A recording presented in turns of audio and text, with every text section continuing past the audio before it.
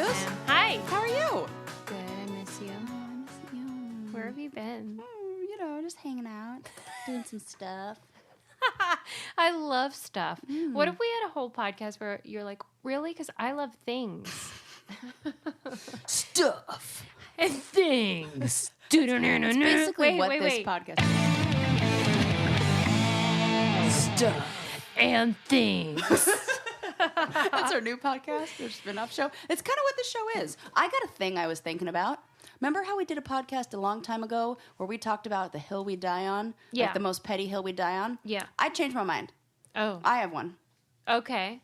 The song We Will Rock You by Queen is the worst song ever. I hate it. Hot garbage. Hot. The hottest.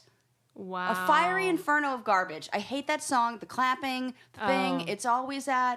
And then everybody is and it's always at sports stadiums. Well, and that's there's why I would always think that you'd idiot like who's it. offbeat and is clapping and you're just like, oh, please. And I don't like everybody sing. No. I'm anti. Whew, glad I got that off my chest. I'm shocked, though, because you're so into sports. Yeah, I know. I'm into the sports, not the... You know what? Do you That's not like actually any the of those? my least favorite thing about sports is it was probably what most people's favorite thing is. Like, I don't want to go to a game where everybody's like cheering. And in fact, people who are like the diehard fans who I just can't get down with it. And anybody who are, What about people the are gonna be wave? so mad. Are you into the wave? I'm into it. Oh. I'm really like there's really no rhyme or reason behind any of this. Is what the takeaway should be. But people who are like crazy fanatics who refer to when they talk about a team that they like and they say like we. Oh yeah. There was a study Come though. on. Did you read it? We probably talked about it like 200 I episodes forget, ago so- about how when the team is doing well, people tend to say we, and when the team is doing poorly, they That tend does to not say explain they. my husband and his love for the Raiders. They're 3-0 and he's still 0-3. 0-3. Thank you. 0-3, and He still says we. he still says we. And I'm like, Right. oh, for goodness sakes. That's not typical. I'm like, you guys, you don't even wear the jerseys when you're sitting down and watching. Right. So what? I didn't notice that in Pittsburgh either, where it is Steeler Nation. They don't say that? I noticed that they don't fit with the study I as well. see. Because it's always we. Always. Always. And I think it's because my husband knew somebody who played for the Raiders, so it became like a personal connection to it. Like he played Pop Warner football with somebody who then ended up on the Raiders. So So it in his feels head, like we. it is we because at one point that dude was on his team. Are you familiar with my proximity to the Steelers? This will be fun. No. If you're not. Like no. Okay. Here's what's fun about Susan. Oh, like one of the many things. Thanks, Sarah. So for starters, I've never been to a Steelers game, which is very unusual What? in Pittsburgh. Yeah. Never been. However, I hosted a show about the Steelers in Pittsburgh where I was like the woman on the street and I had to interview like crazy drunk Steeler fans. This makes me kind of sad. Oh, I loved it. Well, I know you did. But they gave the job to somebody who I don't know. I mean, hey, I'm at least so there glad was a that woman you on had the a show. job. Right, correct. Secondly, I owned a home in Pittsburgh that had been previously owned by Mean Joe Green. Oh, I even know who that is. Legendary What? Steeler Yeah. from the 70s who was in a Coke commercial where he threw the terrible towel or threw a Coke and said something to the little boy. It's like this famous Coke ad. Yes, I totally know that. The best part of the story is that in the house, the bathrooms were black and gold. The toilets were gold. Uh-huh. Toilets Black were and gold. Oh my God, you had a Steelers home. I had a Steelers home. And then when I went to What? sell it, we put like a little sheet of paper that said, "Live like a champion." Oh, what? You should have just been playing Queen in the background as you were trying to sell that house. Right. It sold the first person that came to see it. I swear it's because of that. Oh my God, it is because of that. Because he's a legend, I believe that. I believe that. Oh, There you my go. God. There you go. Welcome. Wow. Good story, Suze. The manager of Incubus bought my childhood home. The manager of Incubus. Yeah. The one that I was at the house? Yeah. Oh, no. But A even different before one. that. And then he promised me tickets to their show in Santa Barbara, and he never delivered. And so, you know what? I was like, I'm just going to lie to all my friends and make this sound cooler than it is. So I told everybody that one of the members of Incubus bought my house. Sarah! I was 12. What do you think I'm going to do? How do you explain it now, though? A desperate need to raise my stock. My personal stock. Did you then host a show about Incubus but never go to their concert? That would be the best. I did have a friend who life. stole their mail for a significant amount of time, hoping that she would pick up something that belonged to Brandon Boyd. Never That happened. is terrible. I mean, she probably did one time. Did that? You know what? It's That like a felony. I'm basically yes, calling her out that for it. is. I know it's terrible. You should never mess with the mail, and I will say, like, one way to avoid that would be to use stamps.com. I mean, you're welcome. Thank you, Sarah. Stamps.com is the ultimate way to ship stuff because you don't ever have to leave your house or your desk or wherever you are, and you can ship any size package, any class of mail, any letter just by printing out the postage from your computer. And you were like, oh, wait, but how would you know, like, how much that you needed? I'm not a postal worker. Well, they send you a digital scale, so it automatically calculates the exact postage, lickety split, no problem. It's so convenient, it's easy, it's reliable and efficient. I will never, ever stop using it. That's why I use Stamps.com. And right now, you too can enjoy the Stamps.com service with a special offer that includes a 4-week trial plus postage and a digital scale. Go to Stamps.com, click on the microphone at the top of the homepage, and type in Brain Candy. That's Stamps.com and enter Brain Candy. Sarah set me up for that transition. I didn't even mean to. I know. You're so good at this. Yeah, Sarah doesn't even know what I'm about to No, say, I so don't. that was real lucky. Well, in fairness, lucky you don't dip. know what I'm about to say. I really don't. That's true. As evidenced by the last episode with the 23-inch dildo story. Again, you're welcome. That's hilarious. Okay.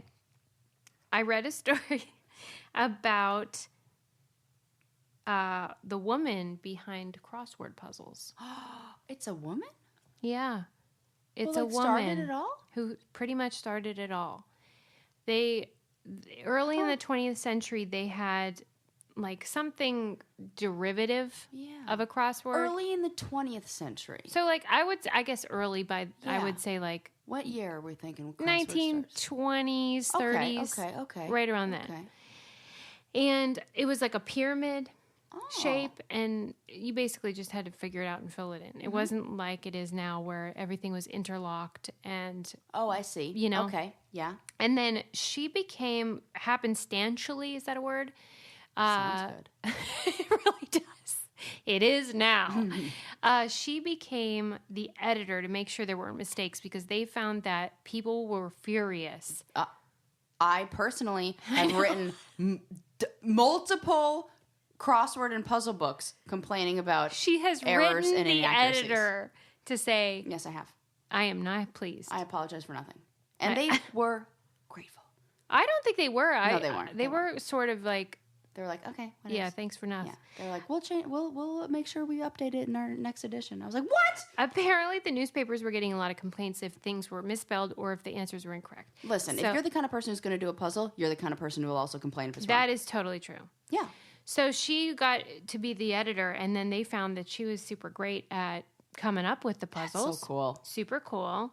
I would love to meet her. I don't Wow. think she's still alive, but she talked about what makes a good puzzle, and I thought you'd enjoy it. This is so fun. Well, for starters, she said it's critical. Of course, now we take it for granted that you have, quote, all over interlock. So there's nothing that's like sort of hanging off the edge. Yeah, that looks like an extra. Yeah. And like an idea that didn't fit. Yeah, just get rid of and that. she said in Britain they tend to have those, and she doesn't like it. She doesn't like it one bit.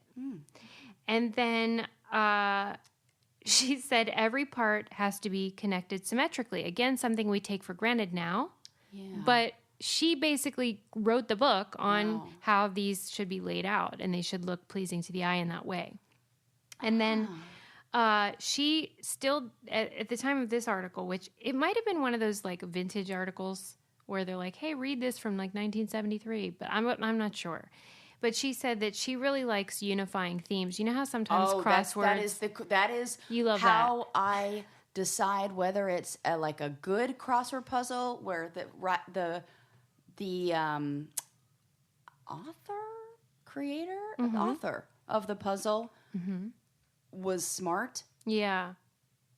There's a theme. It is fun when there's a theme. And when my favorite thing are the really long ones. When that's there's a theme, what she loves. That's the best. And I feel like they're like if I were to write the rules, which I hope is in here, and one of the ones I would say is there needs to be just the right amount of like novelty, but also it's almost like there needs to be a balance of like I need to think about it a little bit, Sarah. But then what? You are her like spirit animal. I think I am, or vice versa. Yes, she's mine. Because this is what she said. She's like, it needs to be fun but challenging. Yeah, that's it. Okay, would you be so kind as to look her name up because my phone's over there. Absolutely. But I believe in saying her name if it's a woman and she doesn't get enough credit. Okay. But she also said the Brits unkeyed, which is when they don't interlock all over, and that makes it easier for the person constructing the crossword, but harder for the solver. And so she was talking about one example, though, where she missed, she like made a mistake, and she said the clue was the answer was a wooden leg, and the clue had been a reference to somebody that had a wooden leg, and she said, well, we had that person referenced a couple weeks ago, so she changed it to the character from Moby Dick. Oh, yeah. And somebody wrote in and was very angry. It was an 8-year-old boy who had read Moby Dick and said it was not wooden. It was a ivory leg or something. Oh, and so this kid pointed out like that she had missed something because he had a fake leg, but it wasn't wooden. Yeah. And he was real mad, and I love that kid. That kid, whatever he's doing now, he's invented something. We thank you for the internet, kid who wrote into her right. a million years ago. Right. Okay. What is her name? Do you know? Here's why I'm mad. Oh, you can't find it. When I Google creator of the crossword puzzle, damn it, they credit it to a guy named Arthur Wayne. Okay, search again, and it was in the New Yorker. Okay. So search the New Yorker, and it'll come up, and we'll name her. Because they always give it to a fucking. I was just reading about the woman who won. Okay, introducing the New Yorker. Oh no, that's different. I was just reading about the woman who won the Nobel Prize in Physics this year. Oh yeah. And they had to create a Wikipedia page for her after she won because someone had tried to make her a Wikipedia page months ago because she's an excellent physicist, obviously, and they rejected it and said she wasn't important enough, even though the other two physicists had the Wikipedia pages, the men. I'm so mad. Everybody's a fuck. Let's name her too. Hold on a minute. Yeah. Okay, did you find the crossword lady? Yes. Tell me. Her name is Margaret Farrar. Farrar. Okay, good. Yes. And she's awesome. Mm-hmm. And look at that article. She helped Is it launch from this the year? craze of her youth and currently revered crossword puzzle editor of the Times. And this is from 2018? This is an article from... Old. Yeah. 1959. Okay, that's what I was thinking because when I'm reading it, I'm like, there's no way she's alive and still doing this. But they were talking. God. Yeah, it was like a vintage article. Yeah. Oh, cool. Yeah. I like that even more. Yeah. Oh, let's put this in the newsletter. Okay, we'll put it in the newsletter. You can sign up on our website, great. thebraincandypodcast.com. And the woman that won the Nobel Prize in Physics, there's only been 3 in 117 years. And her name is Donna Strickland. And when she was called and told that she won, she thought she was being pranked, which is a fair assessment from women. And also, I've heard that from other Nobel Prize winners, too. All right. Well, Just it's more likely to be... Right. Well, actually, no. He didn't think he was pranked. He said he knew exactly what the phone call was because of the time it came in. That's what she said. She was like, it was the early right... in the morning. It's like a crazy time that phone call comes in. Yeah, because it's done in like Europe, whatever. Yeah. And she said, I knew that it was the correct day, but she said, then I thought it was a really cruel prank. Yeah. Oh, poor lady. And that's how we live our lives over here. Yes. Oh, God. As ladies. But as a lady, I like a bra that fits properly. Don't you? Now I see Yeah. the difference. The eyes are open. The scales have fallen from her eyes. I can't wear another bra. Me neither. I notice it all day long. And when they said it's the bra that you won't know you're wearing, they were right. Yep. Third Love is who we're talking about. Yep. I was ready to ban the bra because I don't like wearing bras. Yeah. And then I was like, okay, I'll try this. They have the perfect fit for thousands of women who would agree because they have so many sizes, 70. They just added 24 new ones. They have half sizes. They have your size. Yeah. And there's quality, and it feels like you're not wearing one. Yeah, and they just came out with or launched a 100% cotton bra. Oh, Yeah, I didn't know that. I got the catalog that was delivered to my house. And I love you. It. It's so great. cute. I'm like, oh, I'm getting so much good stuff. They are very comfortable, and they are tagless, and they have a fit guarantee. There's a fit finder quiz. There's a perfect bra for everyone, and right now they're offering our listeners 15% off your first order. Go to thirdlove.com/brain now to find your perfect fitting bra and get 15% off your first purchase. That's thirdlove.com/brain for 15% off. So if you were to describe those bras and how much you love them, Yeah. with an adjective, what would you use? Comfortable. Good, great. Are those considered adjectives? Yeah. Yeah, they are. Uh-huh. Right. That brings Why me... do you ask, Sarah? I ask because I just read an article Okay. on a ranking of descriptive words, like adjectives, and the rank of their positivity. Oh, okay. So this is on a scale, like a scale from 0 being very negative to 10 being very positive. Okay. 1,000 people. Now, the only thing is that this study was conducted in Britain, which maybe would change a little bit over here because, of course, it's just different. But 1,000 people were given a list of 24 adjectives, and they were told to rank them. And it was really interesting, the findings. Tell me. So some things weren't that interesting. Like the can you guess what some of the most negative terms are? Awesome. No, like negative. Like the most negative. I thought you meant like your least favorite positive. I see. Because I hate when people say awesome. So what they did is they gave them like all 24 different adjectives, like bad, good, very good, poor, awful. I would say horrendous. That's a good one.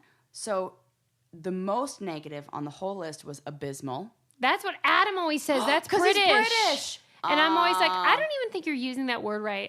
Well, I swear. according to this study, he totally. They should do this in the U.S. because I want to know. He says abysmal all the time. Okay. Then these ones are right in line. Awful. Yeah. Terrible. Yeah. Very bad. And really bad. Okay. So which one would you think is worse? Very bad or really bad? Very. Okay, yeah. Would you agree? You would be right. Would you say that? I would say that. But here's where it gets bizarre. Okay. Is with the positive ones. Okay. So the rating for great on a scale of, 0 to 10, 0 being really negative and 10 being great, or being, I shouldn't have said that, 10 being the more best, positive. Yeah. Great was rated at 7.76, which is below really good. So great ranked lower. I don't like than that. Really good. I don't like it. Which was a 7.78. Did they say this was shocking, or they were like, "Oh, this is normal"? No, they said this was shocking. Okay. And it's like they couldn't figure out why. Yeah. What do you got? And it said good and bad were also found not to be mirrors of each other. As in, good was deemed to be less good as bad was bad, if that makes sense. And they even say in the article. I know it's hard, and it say that again. Okay, this is their quote, and the written in the article says, "If that makes sense." Yeah. So it says, perhaps the most surprising was the rating for great at 7.76. It fell below really good on 7.78 and very good at 7.9, which just seems to be kind of odd to us. Good and bad were also found not to be mirrors of each other, as good was deemed to be less good as bad was bad. Interesting. I do get that. So, in fact, the mirror of terms such as pretty good compared to pretty bad had a similar pattern. People rated the good term less positive than the bad term was negative. What do you think? Which sounds so weird when you say it out loud. But it's almost when you throw a very in front of it that we still are cling to whatever the root word is. It doesn't matter what except with good. Because it's better than great. Because it's almost like adding the word makes it bigger. Oh, yeah. And there's no such thing as very great. Oh, I didn't even think about that. That's a good point. So maybe there's no such thing as very great. Interesting. Ah, so very good is almost like you're double. Okay.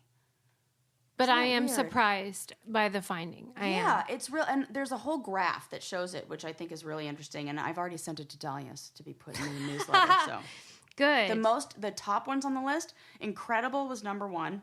Okay. The second one is so British. What do you think it is? Oh. What do British people say when they think something's really great, but better than that? Clearly, based on the scale. Wicked? Brilliant. Oh, brilliant. Yeah, I should have guessed that. Superb. Fantastic, then very good, then really good. I don't like this Britishness. Then great, then good, then I've had it with those people. Yeah, except for one. Yeah, except for one.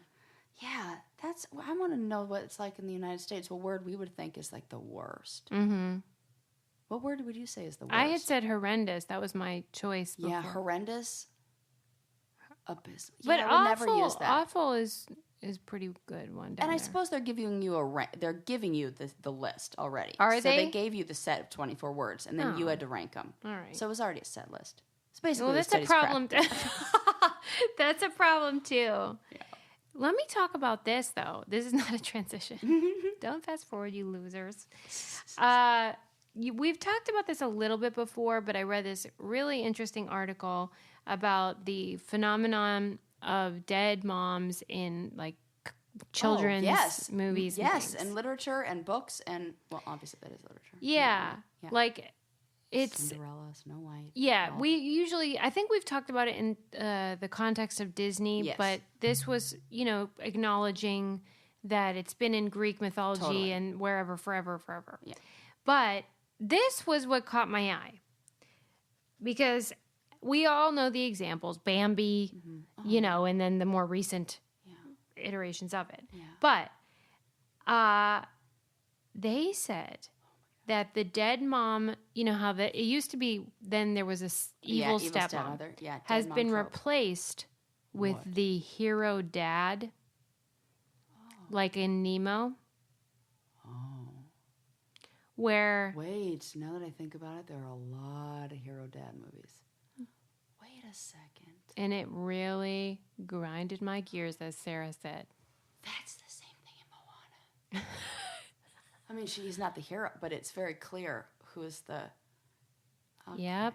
Okay. What other movies? So it was talking about how, like, it even referred to Sleepless in Seattle, which isn't a kid's movie, but we see that hero dad thingy, and so it contrasted it with how in real life, you can just say any Tom Hanks movie is this, right? He's just like the hero. It's just him. In real life, 67% of people that are raising kids are married.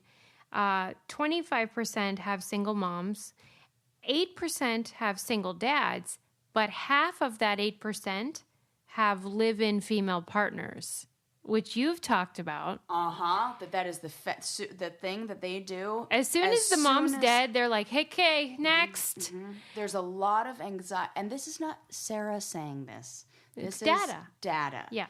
That single fathers with recently deceased wives will usually marry in I don't know what the exact time frame is, but it is...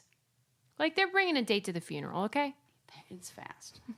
It's... Not really. And you know what's funny? That's when you say this, we were watching, and by we I mean my class, the people in my program, we were in class the other night, and we were watching a therapy session from probably like the early 90s, where it was the family was in there, and it was a father who has a new stepmom or a new wife, and they have a new little baby, and there's a 15-year-old daughter and a 21-year-old son from a previous marriage where the mother passed away.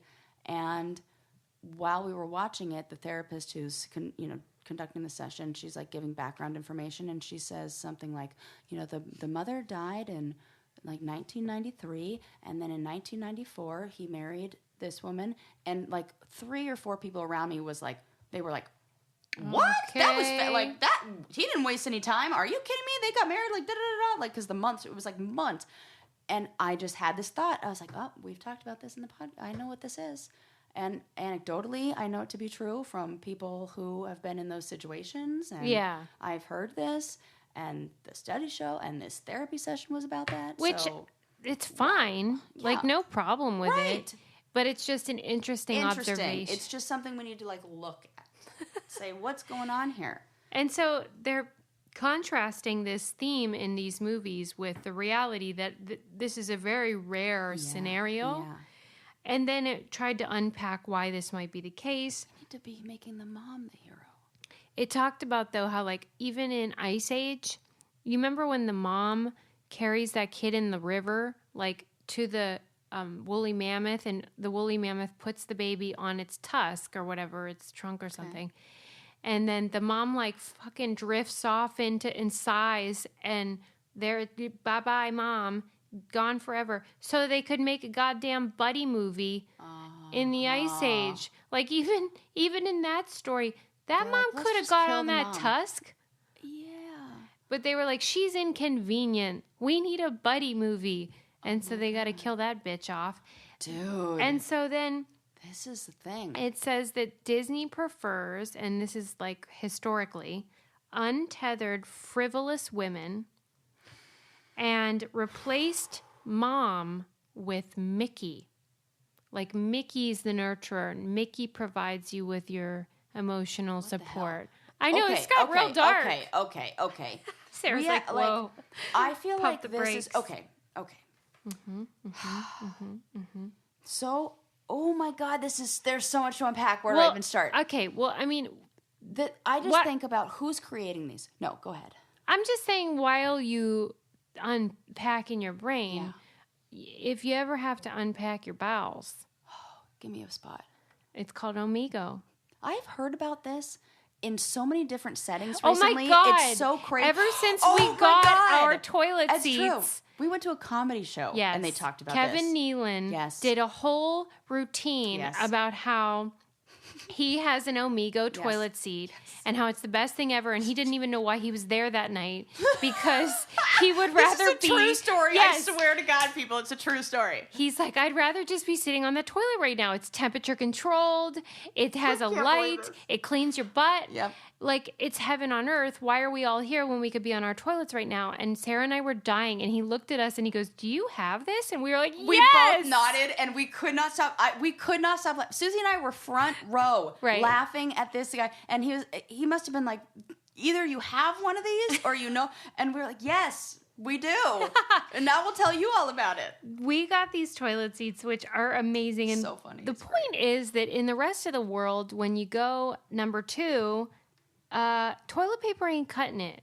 No. And it is not cleaning your beehole. So this toilet seat washes you in all the right places. You can adjust the water temperature, the position, the pressure, the width, the movement, everything. It's like you took a shower, but better. Mm-hmm. On your booty. Yeah, there's a heated seat. I mean, why aren't we doing this? There's a deodorizer. It's self-cleaning. You won't have to waste toilet paper. It's clean. It's safe. It's quick and easy. I mean, if you want a spa experience every time you go to the toilet, then you need Omigo. We do our business on Omigo, and now you can get $100 off your order when you go to myomigo.com/braincandy. That's Omigo, O-M-I-G-O. Go to myomigo.com/braincandy, and you get $100 off. The future seems weird. Let it be weird, Sarah. I am all for a future of clean butts. Now, unpack your Disney theory or your dead mom theory. So I think about the kind of people who like, who do we have to blame for this, really? Or, like, where are these stories coming from? So there are a few places that a lot of fairy tales originate. It's like some of them are from old-timey, like classic stories, but there's still there's a person who then chooses what story we're going to look at, because in some way, whoever's making the decision of what to put through to production connects to that story. Yeah. There's something where that resonates with them, where they say, yes, this is important, or whatever. So I feel like it would be interesting to look at the upbringings or the family situations of individuals who are put in the position of deciding which project to greenlight. Where if you looked at the people who are in production and making that decision or whatever, the writers, a lot of them are male. And I even think that the kind of I don't want to make sweeping judgments here. I would say, just to briefly say that the loss of a mother is pretty much the most traumatic thing you can think of for a child. Yeah. So I'm sure that's the genesis of the sort of drama, right? And creating that tension. Mm-hmm. But for it to last as long is what's curious to me. I think the evil stepmother thing, though, and like the making the dad a hero, there's something in there that's about interesting. Like a little boy wanting to, like, and now I think about it in modern terms, and if that were that same, okay, here's how it she's goes. Getting here's serious. How it goes. You're a writer. Yeah. You're working for Pixar, wherever you're working, and you were raised by a single mom, like so many people are. Oh. And what you fantasize about, and what you miss the most, is the idea of a dad who was always there for you. The father figure. The father that you never had. Your fantasy. Wouldn't it be great? And also maybe your mom was struggling and maybe she wasn't the best mom and maybe you're carrying around all this like... Well, and P.S., what do you think a lot of religion is? Jesus. Yeah. The father. Oh my God. The father figure. It really is for a lot of people. What you said about women in those, that's the same. Mm-hmm. It's the same goes for... It's dark. This is all weird when you unpack it. It's interesting, and it's like you don't think about it when you're watching friggin' Sleepless in Seattle, but it's there. Yeah. What do you think, anyway? I think this is why we really need to mix things up. Oh, California, good on ya, just passing a law that says they have to have at least one female board member on all publicly traded companies. Like executives on the board of companies in the state of California, at least one has to be a female. Well, there's going to be a lot of hires. There's a breakdown of how it goes by like 2020. If you have 6 members, at least 3 have to be female. Thank Christ. We are on a good path with that. Like, because and anybody who says, oh, no, blah, blah, blah, all of the studies, all of the research, all of the companies that came before said when you have a female on the board, your company does better. Wow. And so California was like, yeah, you're right. But that's great news because really it's been about a lot of bad news lately for California. the ladies. Okay, that's good for us at least. Changing the subject, what about the history of ketchup? Please. But don't tell Jemmy. What is with that? She was on not Dr. Drew, The Doctors. About her phobia. Yes, she has a real phobia. Did she say phobia. that where it became? No, I don't know. That's what I want to know. Somebody did something with ketchup to her when she but it probably was like her sibling holding her down, and she felt like she couldn't escape, and they were like dripping. Wait, ketchup are you on making this up or? I'm totally making this. I'm saying how one of those phobias. Like once, my little brother, oh my God, poor Luke, he hates pickles. Like, hated pickles. I don't know how his feeling about pickles are now. But he hated pickles growing up. And once we took him for his, 8th birthday or something around that age, we took him to this place called Jerry's Deli, where instead of putting out, a bread basket, they put pickles out on the table. Mm-hmm. It was his birthday when we went there. Mm-hmm. He cried, and we had to leave the restaurant. Oh, boy. Completely broke down. So, not that much long after that, we were watching TV at home one day, and we were up. My brother Jordan and I, the other brother, were upstairs, and the history of pickles came on the Food Network, and we were like, "Oh, this is great!" We tied my little brother to my mom's bed, Sarah, and forced him to watch the history of pickles. Did he cry again? Of course he did. You're a terrible person. Horrible. I probably am the reason he has a fear of pickles. I was like 12 when I did this. Like, I was 14 when I did this. I was 37. It wasn't the nicest thing I did. It was terrible, but. Wow. Good to know. If he had a fear of pickles, I could be part of the reason. Tell me about the history of ketchup. I definitely went on a tangent there. No, I'm sorry. I love ketchup because it's yummy. But I love Heinz ketchup because I'm from Pittsburgh and because it's superior to all other ketchups. Really is. I mean, Lana gets genuinely upset if I buy anything else. Yeah, and screw all you hipster restaurants that try to make your own. You suck at it. Yeah. Get the Heinz. Yeah. We won't be mad. Right. We don't want your garbage, like relishy, weird crap. Yeah. Okay. But the organic Heinz is still good, so you can get that. Heinz organic and only simple. Heinz. Yeah. Okay. I'm with you. So it's weird. It wasn't that interesting, but there are a few things of note. First of all, it started in Asia. What? You know, like how everything delicious like comes from Asia, and then true. like we steal it. Yeah, but like, what are they putting it on? It was just like it was a sauce. Yeah, for what? Noodles? Ketchup and rice? Noodles? Come on. What are you saying? Because they don't have French fries? It's like, it's impossible. Like it's a tomato sauce. I don't know. What you would invent a sauce if you were like, hey, this item could really use a little bit of like curry? Acidity and like what item did inspired the invention of ketchup? Tomatoes, and lots of them. To go on what? I don't know. That's what I'm wondering. I just know that then the British people were like, yum, and took it over, and then they started putting it on their fish and chips or something. Yeah, see, that's an appropriate thing to put on. And then Heinz was created in 1876. That's a long time ago. Oh, did you already look at this? No, I didn't. Okay, I didn't at all. I'm going to have a guessing game. Yeah, I love guessing games. What percentage of American households have a ketchup on hand at any given time? Oh, so much. So much. I was surprised by the number. Huh. Okay. American households. Gosh, I want to say like 92%. That's close. What? 97. Oh, I mean, I was going to guess higher than that, but I'm not kidding. 96 was my first guess, but I thought it was too high. I know it's America's favorite condiment.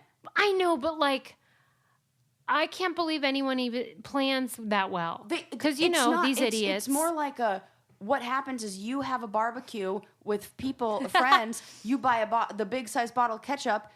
That I don't not just have one. I have 4 bottles of ketchup on hand at my house. Well, duh. I know, but like a lot of households, they just don't have that kind of planning and like. Yeah, but I have put zero space. planning, and I have neither of those things. I have the smallest pantry for the size of my house. I don't know what the hell. It was clearly designed by a man because there's no pantry space at all, none. And I have so many bottles. Do you guys know why Sarah's yelling? I don't. Yeah, that's true. I'm just really heated about ketchup. But it's probably about Queen. In Canada, wait. She's mad, people. Just in general. Canada, and we have a lot of Canadian listeners, so you can confirm or deny. Yes. They have a ketchup cake. What? It's a big hit, apparently. Once I don't know anything else. Once jokingly, I overheard somebody say as a joke, like, I like ketchup so much I put it on my birthday cake. Did somebody actually follow through with that? I heard that in a video. I think that was in a viral video. Yeah, I've definitely heard that before. It must be kind of like carrot cake where it's just moist or something. Ketchup cake. Well, tomatoes. Because there is a sweetness to tomatoes. I don't know. What's this ketchup cake like? That's all. So I said that's all I know because I need them to fill me in. Hey, Canadians, tell us a thing about the ketchup cake. Tag us in all your pictures. Oh my gosh. And also tag us in the pictures of the clothes you buy on Poshmark because my closet is selling out. Oh my gosh. I'm so excited because you know how I love to get rid of stuff. Yes. I'm just on the buy stuff. Right. Well, I do have a little bit of that going on too. Poshmark is great if you are in the market to sell or buy clothes, accessories, shoes, jewelry, whatever. because you can sell what's in your closet that you don't wear anymore. Kids' clothes, friends with Husbands, kids. whatever. Oh my God, I sell all my husband's old clothes in there. Or if you're like, I want to buy something, but maybe it's a little pricey. If you buy it new, you can buy it gently used. Yep. You can make an offer, see if somebody wants it. We have closets on there. Sarah's been selling like weird challenge merch. I don't know what goes on over there. Sure have. I stay out of her zone. Her closet is I'm Sarah Rice. My closet is Susie Meister. I put on mostly just clothes, bathing suits. I have all the old bras that I'm not wearing anymore because I use Third Love now. That's funny. And anything It's so funny you say that. I have a bra that I just listed on there. right, too. because you don't need it anymore. But if you want it, you can buy it at a discounted price. And if you use our referral code when you sign up, if you download the app or whatever, use I'm Sarah Rice as your referral code, and you'll get $5 to buy whatever you want in the whole store. So that's pretty awesome. You're welcome. Yeah, you ingrates. So Canadians, let us know about that ketchup cake. Yeah. Anyway, Interesting. did you know that nudists love Twitter? Seems like not the best place for them to display the thing that they're most proud of. You're wrong. What? Twitter is great for that Why? because they have no policy about nudity. Twitter doesn't have a nudity. What? Yeah, Instagram does. I didn't know this. Yeah. Wait a sec. Uh-huh. Twitter doesn't have a nudity policy. Nope. There's porn on there. Have you not seen it? Nope, I definitely have not. One time I was scrolling through my feed and there was a woman sticking a model airplane into her pee hole. Oh, Not you were her shocked pee. about the guy with the dildo in his butt? I was shocked by that too. I blocked this woman who posted that. I was not you into should. it. What the heck is going on? Why is that okay? Wait a minute. Why are you outraged? I'm all for it. You're not. Tell me why. For the same reason that you had to see a woman do that with a plane that you didn't sign up for. Here's the Okay. thing. If I want to see porn, I'm going to go look at porn. I don't want porn. I disagree with you. Like, I don't want to accidentally stumble across something that I can't unsee. All right. I would take that on board. Okay. Counterpoint is the free the nipple. You know? Because that bothers me about Instagram. Somebody posted this really cool picture of, I think it was Kate Moss, and it looked like she was either pregnant or had been recently pregnant. Yeah. She was like curvier than usual because you know how she's so thin. Yeah. And it was a bathing suit company, and they posted the picture and like celebrated her beautiful body and whatever. It was really nice. And then, of course, somebody reported it, so they had to repost it with just like stars over her nipples. So it's like, and it's know what's under there. That's stupid. Yeah. And men's nipples are allowed. I know that. I agree with. Okay, so what? How do you differentiate? But I don't want a cock in my face. That's like real simple. And I don't want to see any vaginas. That's where we're different. There you go. Sarah wants to see female nudity. I don't. No, I want to see both. I'm fine with wiener schnitzels. But like, so what? Is Twitter 18 and up? No, I don't think so. So at what age would it's you only freely who you allow... follow. It's not like it just pops up out of nowhere. Yeah, but... So you want nipples to be anywhere. Yes. And wieners and vaginas to not be. You want below the belt to be restricted. Oh. I don't have... You know You what? liked Amber Rose's bush. I do.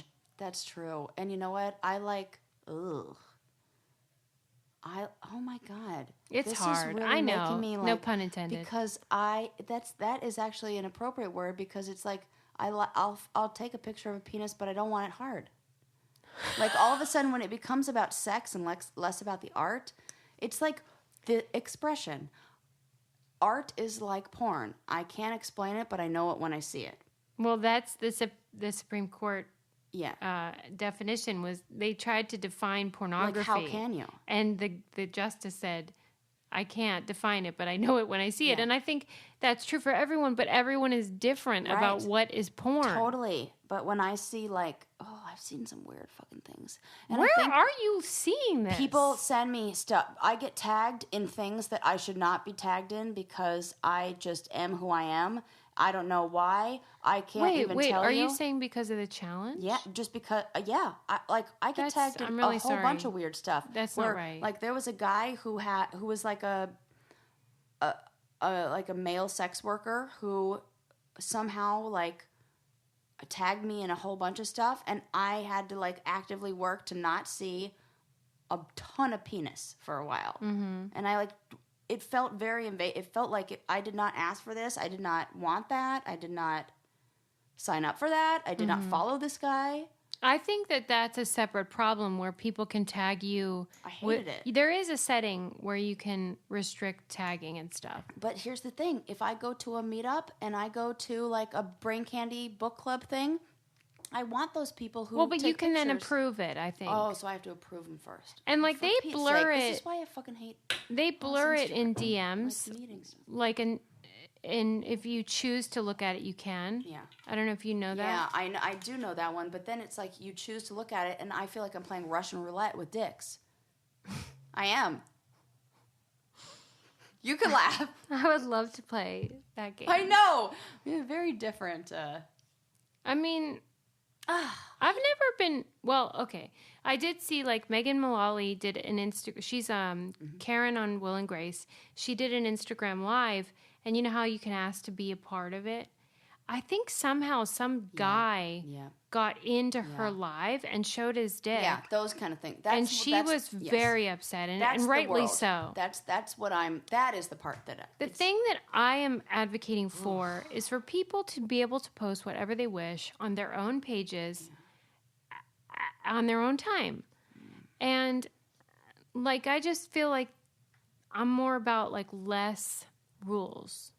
In that, like I'm a libertarian in that sense, especially about the nipples. Well, I'm for you with the I'm totally with you with the nipples. I'm like let them out, and like whether it's breastfeeding or sexual, I really don't care. Agreed. I think that we give way, and I like spend a lot of time in Europe where like that's on magazines and TV. Who gives a fuck? I don't care about that at all. What do you think though about nudists in general? Because I'm for them. I think it's great. I think it's not. This is okay. Okay. This is so backwards. I don't think they should be outlawed or something. I just think it's gross because we have holes in our body, and I don't want to sit on something you've been sitting on with your dirty body. I don't want to see your dirty body. Like in a nudist colony, they sit on a bench, for example, and their vagina's leaking everywhere. And then there's that word what if I go? What if I sit on the bench? That's the only reason. I bet when you're a nudist, you. I don't think there are workarounds. Like bring a towel with you. They do not. I think they do. Really? I do. Well, I think that seems like a lot. I really do. I think that you know what I am like. And I would totally go to a nudist. I would do it. It's so weird. I have no problem with the public nudity. But that's because it's not sexual, according to them. Right. Same with me. It's not sexual. It's not. But you know what? I would go to it's the public. It's the thing that I have a problem with is the anybody has access to it thing. Is like. I think when you're a nudist, when you're somebody who's attending those events or going to like a nudist run, whatever it is, an event that was ran by nudist run event, like not a nudist run, which they might do at those events. Yeah, they might do Tough Mudder nudist run, right? So like. You know what you're signing up for. You've agreed to. You have an understanding of what it's going to be like. Everybody there is consent. It's consent. I think what all this comes down to is consent. Mm-hmm. I did not consent to seeing a fucking penis in my face. It shouldn't be ambush. Yeah, that's it. Fine. Where if I'm a nudist and I'm like I'm around a bunch of people who are like this, So do you think then they should have to just have private accounts, maybe, and then if you choose to follow them, that's on you. Yeah. Okay. Yeah. I can agree to that compromise. I think that's totally, okay. That's good. Great. I'm glad we came to that. All right. That makes sense to me because Yeah. I see what you're saying. That's not fair. It's the ambush thing. It's the same thing as like, I want to know, because you never know what somebody's dealing with that day. You never know what somebody's background is. And maybe like the day that I click on that picture and it's somebody's like, I feel really violated, happens to be the anniversary of like something else that felt very violating to me there's just too much like things. Well, it does become difficult because then you think, okay, well, you could do that, but you can't have sex acts.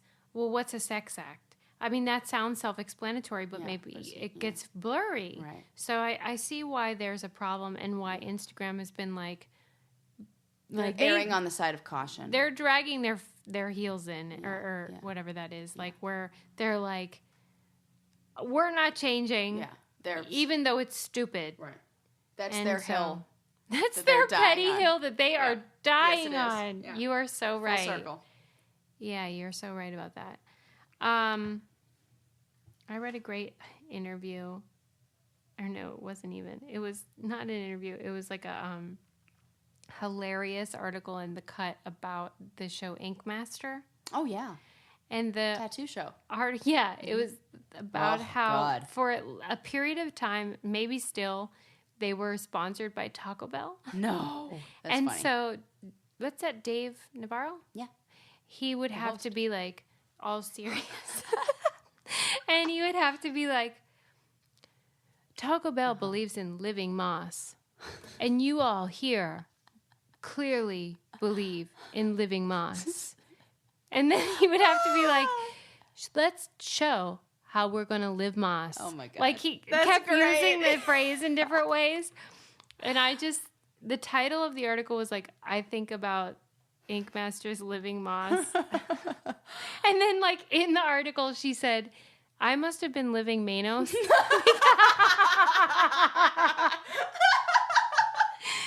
I was like, first of all, this is a great writer and it's hilarious. Oh, I must have been living Manos.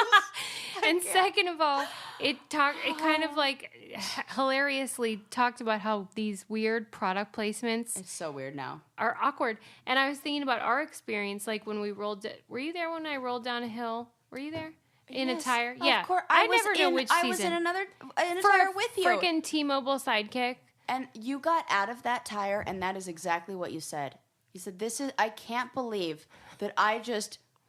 Like, basically sacrifice Yes, my body. That was the word that I was going to say. Because I remember that is exactly what you said. I can't believe I sacrificed my body for a T-Mobile Sidekick. Because I could have been had paralyzed. to be seen by the doctor. Remember, I had like my head was, I couldn't see straight afterwards because I had hit my head a few times, and like I was having trouble like walking in a straight line because I was like concussed because it bounced. There was a bounce, and like every time it bounced, it was terrible. Came down on my back. And if it bounced right when your neck was at the bottom, that's probably why I have back problems every 6 months. And Dude, why I need my head checked. Oh my God, that fucking show. Well, it is not safe. No, but that article's hilarious. And it is for T-Mobile Sidekick, which, by the way, I used to call Adam constantly because we were then dating in Thailand, and they cut me off, even though I had a year of free service. No. Yeah. Bune and Murray called me. Oh, my God. Fucking everybody. Get the bill, because I saw the bill, $10,000. Good on you, Susie. And they were like, it's just for domestic. And I'm like, no, it is not. It isn't. There were no stipulations. Nobody said there was no the legal information at the end of that. No, there is not. And they were like, yeah, no, it's for domestic. And I'm like, really? Because Evan has one right now, and he's in South America, and he's using it because I just texted him. And they were like, yeah, I don't know about Evan, but yours is shut off and will only do domestic. I hate them. And there's no recourse. There's nothing I could have done. No, there's nothing. And now I would have demanded paperwork. I would have gotten a lawyer because what do I care? Right. And it's on principle, and they'll back down. They'll give you what you want. But it is hilarious to me. Dude, living moss. You lived moss there. And I will never live Minos. No, never. That should be our new slogan. I mean, it's actually, never mind. Somebody already owns that. We should make one that says living Minos. Live Minos. That's so good. It's kind of like the home edits low bar lifestyle. I was supposed to be living. I'm all for that. Man, that writer. It's good times. I I'm gonna tip put of my that in hat. the- A tip of my hat to her. It Right? wasn't her, right? Yeah. Yeah, And that I looked makes her up sense. and I'm like, I like her. Tip of the hat. And I love that she had to, because I know how this works Yeah. with freelance writers, where you have to pitch the article and you have to be like, here's what I want to say. And usually it's really hard to get it published, you know? Oh, that's so great. And someone was like, yep, I want you to write that piece. Any hoodles. I think that's all great. for now, unless you want to add anything. That was good. I feel good about that episode. It was So really funny. good. Till next time. We Bye. all join a news colony. But don't show her a hard dick. Don't. Goodbye.